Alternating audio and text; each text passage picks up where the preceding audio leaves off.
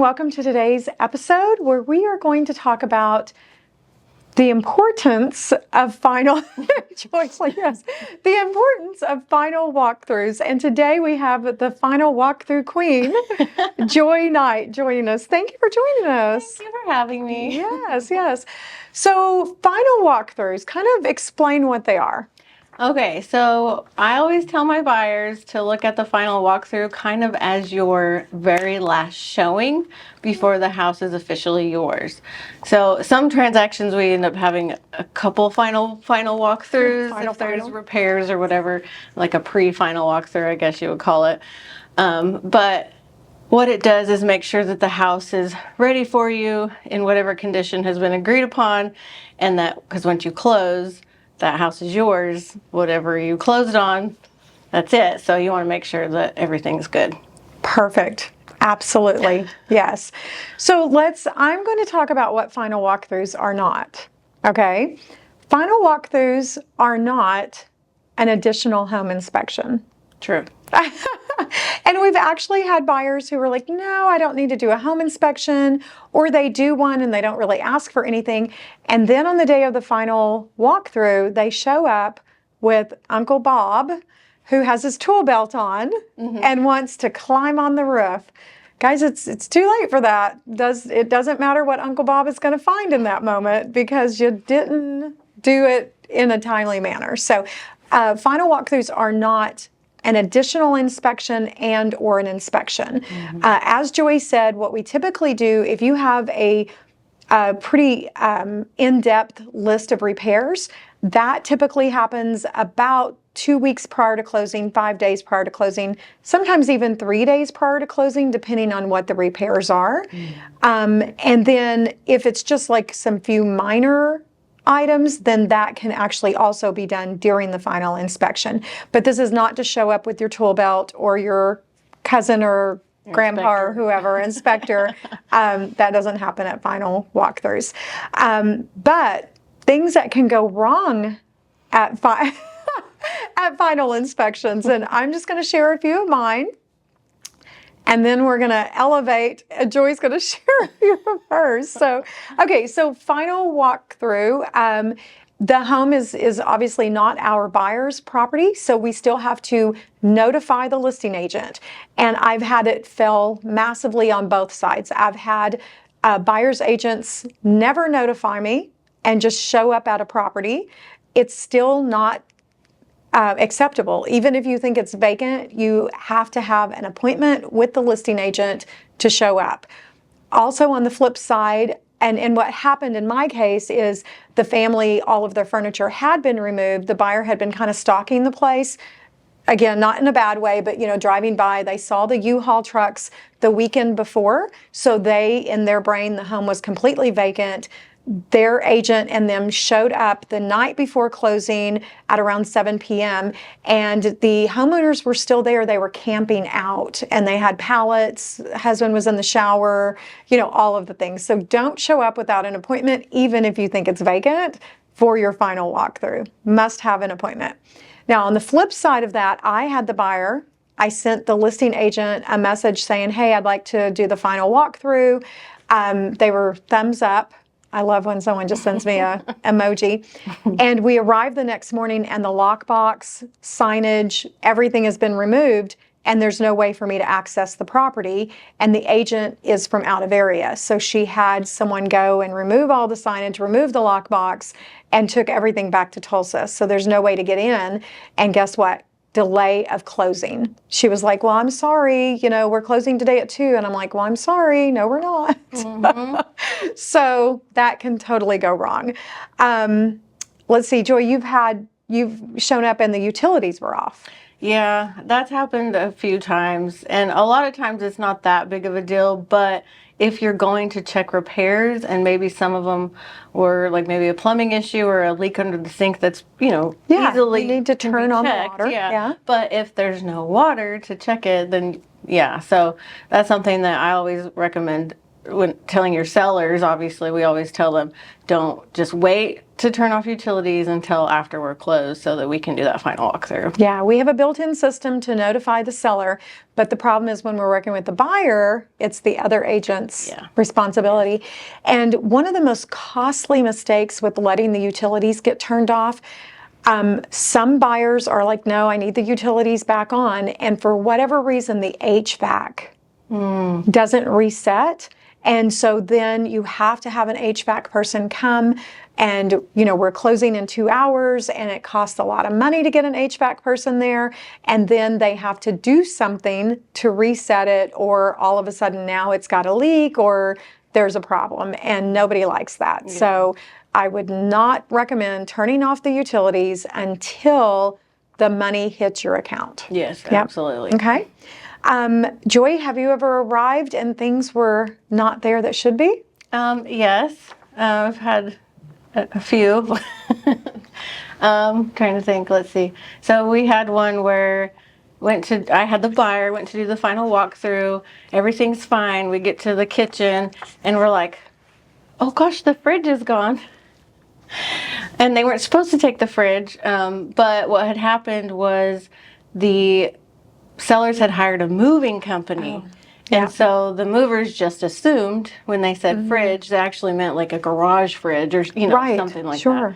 And so they just took the wrong fridge. So we were able to work it out, but it was an expense for the seller's agent because it was something that was in the contract and it was agreed upon, but they got a brand new fridge. Oh, there you go. Okay, that could my buyers were happy. That could work out. But from a seller perspective, yeah, you don't want to have to pay for a new fridge, because it was in transit. It wasn't like they could go. They were moving out of state, so you can't turn that truck around. No, it was in a truck with a bunch of stuff. So yeah, we've had that. And then we did have a shed one time that was getting loaded up onto a trailer when we got there, and it was another moving company. Portable building. Yes, so the portable building. It was in the contract, but again, the company that was supposed to come and get all the trucks and stuff that were at the property just assumed it was going to, but luckily we stopped it. They were literally putting it on the trailer, and we were like, no.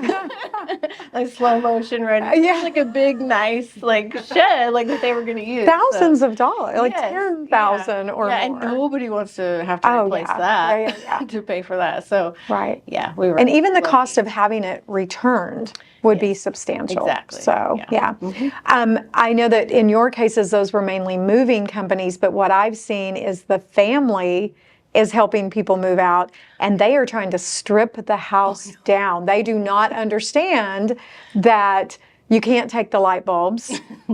Like I had one family, they had already moved out of state and their relatives were still here, and they had got a U-Haul and they were gonna finish the move and take everything to them, and because there was some staging furniture and everything, and they literally were trying to take the kitchen stove, the refrigerator, the curtains, the rods, the light bulbs. I was like, no, this is no, put it all back. So these things are really, really important. Portable buildings, carports, wood stoves, shelving that is attached and they have to literally unscrew and take off a wall. So these are things that it's really important for a final walkthrough. Absolutely. Let's see, and then just the normal things, the HVAC. You walk into the house in July, 112 in the house. Yeah, I've had that happen in the summer and then in the winter time. And a lot of times what happens, we'll see somebody will go to move in and they've turned the utilities off, or they've turned them way down or way up or whatever it is, because nobody's living there, and it can mess up the system, and they just assume it's working, and then we get there and it's not. So we'll be calling an HVAC company. Absolutely. And if it was working when you went into contract, whether you did an inspection or not, it needs to be working at that final walkthrough. So what about you show up to do the final walkthrough and the tenants are still there? Yep, done that too. We had a situation. I've had a couple situations with a tenant, and so you live and learn. But let's just skip to it, because y'all know What's the worst thing a tenant has ever done just before closing? I had the worst one, I think, honestly, it was a duplex. And Oh, I thought you were going to say the... no. Oh, okay. This We got to one's hear worse. this one. Yeah. Okay. Actually, they're probably about, Okay. they tied. So I have two that are that were pretty bad, but we worked it out, and so they were happy endings. Joy is the queen here. Yeah. She will make it happen. Yeah, so it worked out, but we had one where we went to do the final walkthrough. It was a duplex where the tenant was living upstairs. The downstairs was where we were going to actually live, and then obviously they were going to utilize the upstairs for like a mother-in-law suite or whatever. So we do the final walkthrough downstairs. Everything's perfect. We go upstairs. I go to open the door. It's locked, and it was supposed to be open. And I'm like, shoot. And I knock, and I can hear somebody in there. And I'm like, okay. And so she answers the door and opens it up, and it's literally a hoarder house, top to bottom, full of stuff. There's probably 5 or 6 cats that are living in there, and she's still living in there and has not moved a single thing. And this is the day before closing, and so yeah. So she's like, oh yeah, I'm gonna get moved out, and she just was like, yep, I'll get there. So in her mind, she still had some time. She didn't know that we were closing and that she had to be out. Oh my And gosh. so she of course panics and had to get movers out, and then she was trying to delay closing, and that was a whole thing because she wasn't out yet. And so the sheriffs ended up having to get involved in that one. Oh, wow. But the next day she was out. We went back to do our real final walkthrough, and she had moved out. It was still a mess, but she had moved out, and my buyers were fine with cleaning it up because they were going to have to do work on it anyway. But yeah, that one, and then I had another one. That one was worse? I'm just going to say it. She had a tenant catch the place on fire. A fire. I feel like the fire was way worse. No, well, it was bad, but that other one, it was literally like they were going to try to move in the next day. The fire situation, it was actually like a pre-final walkthrough. That's true. Where they were... she's like, we got time to fix this fire situation. It was bad. It was awful. Don't get me wrong. It was terrible. But yeah, we went to go do our final walkthrough before we had storage occupancy. Oh, right. And they were going to be putting their stuff on the property, and got there, and the property was on fire. Oh, the fire was literally happening while you while you were were there. There was smoke everywhere.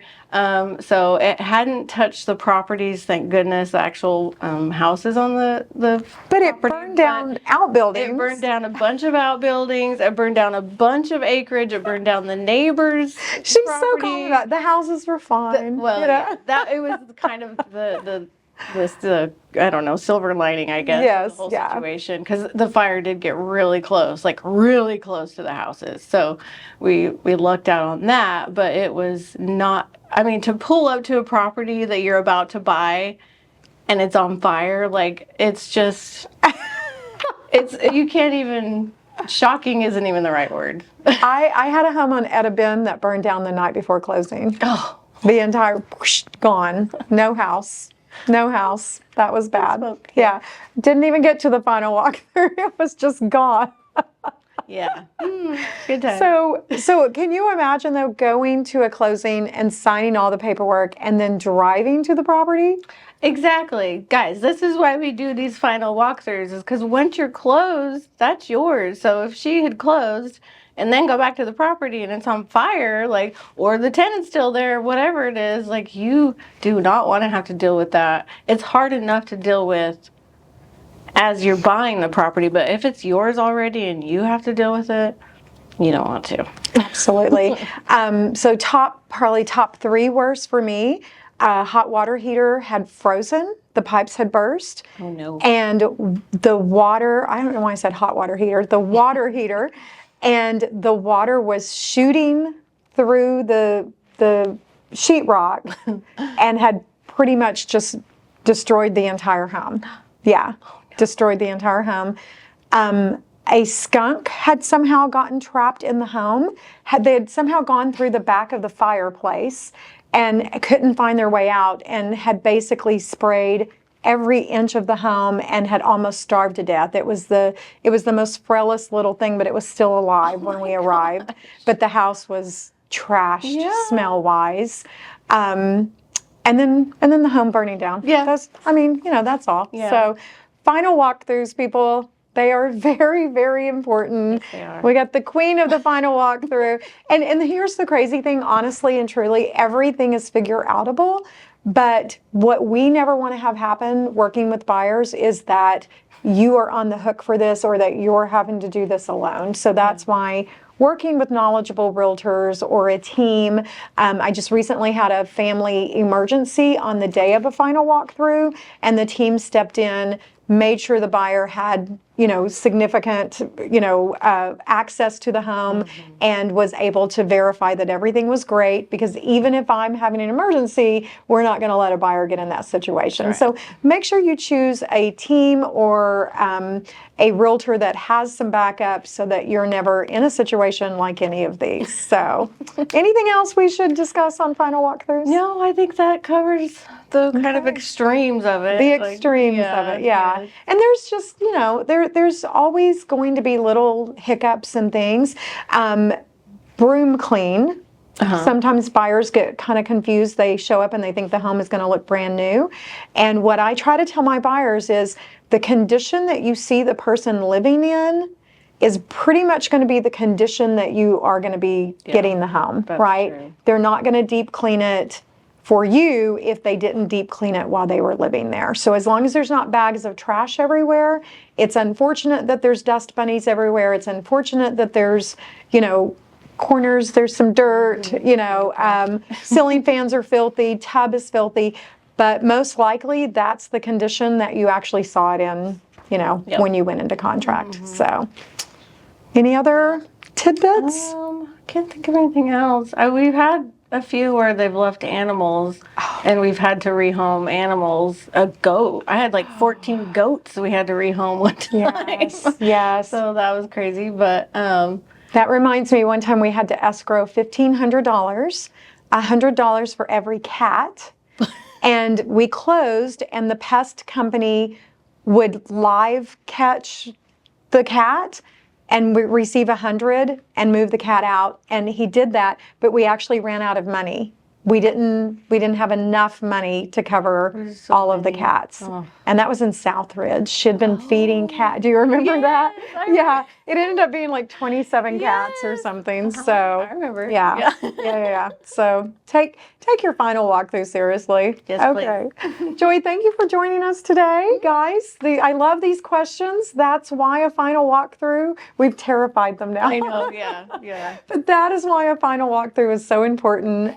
Keep the questions coming. We love it. As always, please like, follow, and share, and give us a holler if you're thinking about buying or selling. Thanks, everyone.